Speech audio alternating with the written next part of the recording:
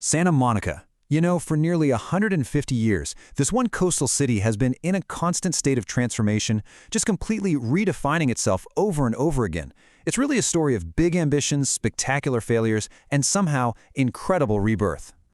Okay, to really get a feel for Santa Monica's story, you've got to look at the numbers. In 1880, we're talking about a tiny town of just over 400 people. I mean, tiny. Then, fast forward just a couple of generations to 1960, and suddenly it's a bustling city with over 83,000 residents.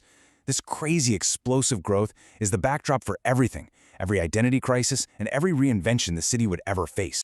All right, so let's start at the beginning, back in the 1870s. This land, which had been home to the Tongva people for centuries, was part of these huge Mexican land grants called ranchos. But a couple of ambitious American developers looked at it and saw something completely different. The perfect spot for a brand new city right on the coast. What's just wild here is how fast all this happened. I mean, check this out. In 1872, Colonel Robert Baker buys the land. Just 2 years later, a Nevada senator, John P. Jones, partners with him. Together, they lay out a whole town grid and build a railroad straight to Los Angeles. By 1875, they're selling lots, and only a decade after that, boom, Santa Monica is an official incorporated city. It was basically built in a flash. But that initial dream of a big industrial port city, it hit a snag, and fast. Santa Monica was about to have its very first major identity crisis, and it forced a huge pivot away from shipping and towards, well, fun. So this was the big question for the city at the end of the 19th century.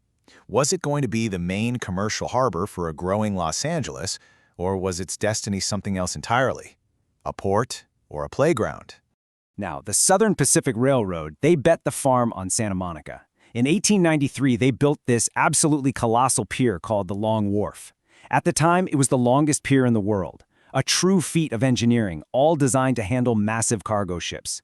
But in what was a crushing blow to the city's founders, the U.S. Congress picked San Pedro Bay to be the official port of Los Angeles. It was a deeper, more protected harbor. And just like that, poof, the dream of Santa Monica as a major port was dead. And here's the thing. That massive failure turned out to be a blessing in disguise. It meant Santa Monica got to keep its beautiful coastline. Entrepreneurs saw a whole new opportunity, and instead of cargo ships, the waterfront started filling up with pleasure piers. This was the city's first great reinvention, turning it into a top-tier tourist spot for the new century. All right, let's jump forward to the next era, because this is where Santa Monica gets this really fascinating split personality. On the one hand, it becomes an industrial powerhouse, and on the other, it's the favorite beach getaway for Hollywood's biggest stars. Think about that number for a second. 44,000. That's how many people worked for the Douglas Aircraft Company here, right in Santa Monica. Donald Douglas started his company here in 1921, and it became a massive economic engine, especially after creating the game-changing DC-3 airliner. In fact, in 1924, planes built right here took off to attempt the first ever flight around the world. By World War II, this company was by far the city's biggest employer.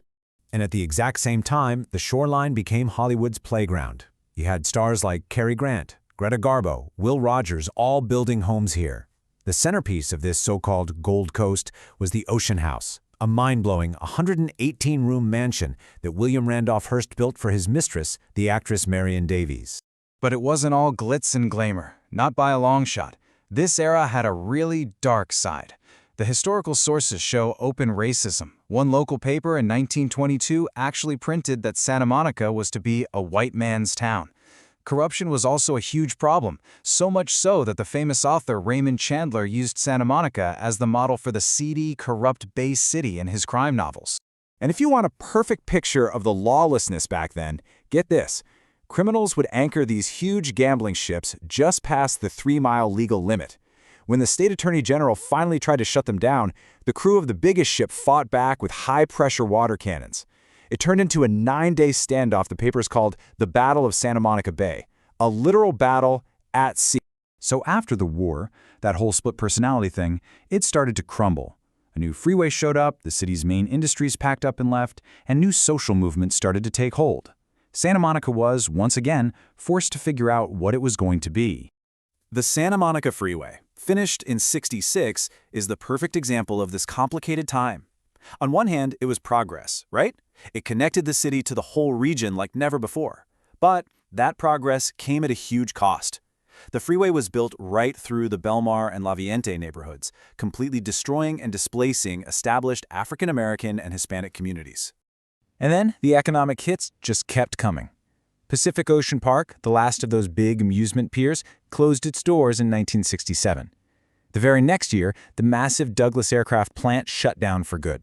So in the span of just 2 years, the city lost both pillars of its identity, industry and tourism, both gone. But out of all that turmoil, something new started to grow. You could call it a political revolution. In 1978, a group called Santa Monicans for Renters' Rights, or SMRR, came together. They got a landmark rent control law passed, and by 1981, they'd won a majority on the city council. They completely reshaped the city's politics for decades. So as we head into the 1980s, the city is facing a decaying waterfront and a stagnant economy. So what does it do? It launches its most ambitious reinvention yet, a plan to turn its failing downtown into a world-famous destination. The city's big, bold move was to take its dying outdoor mall and completely transform it. The result was the 3rd Street Promenade, which opened in 1989, and it was an instant, massive success. It became the place to be for shopping and entertainment, and it totally revitalized the city's economy. And that success created a whole new kind of buzz. In the 90s and 2000s, a new industry started to take notice: tech. Big companies started setting up shop, and the area got a new nickname, Silicon Beach. Santa Monica had done it again, reinventing itself as a hub for technology and innovation. But of course, it's not a simple happy ending. This modern success story has come with some really deep and complicated problems.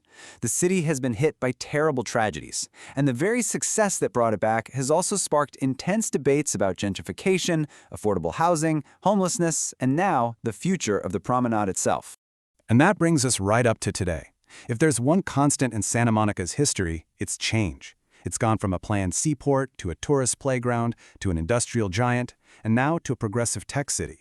Looking at that incredible track record, the biggest question is, what's its next reinvention going to be? Hey, thanks so much for joining us on this tour of Santa Monica's history.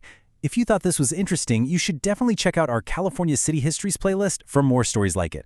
And of course, make sure to subscribe to Notebook Summaries so you don't miss the next one.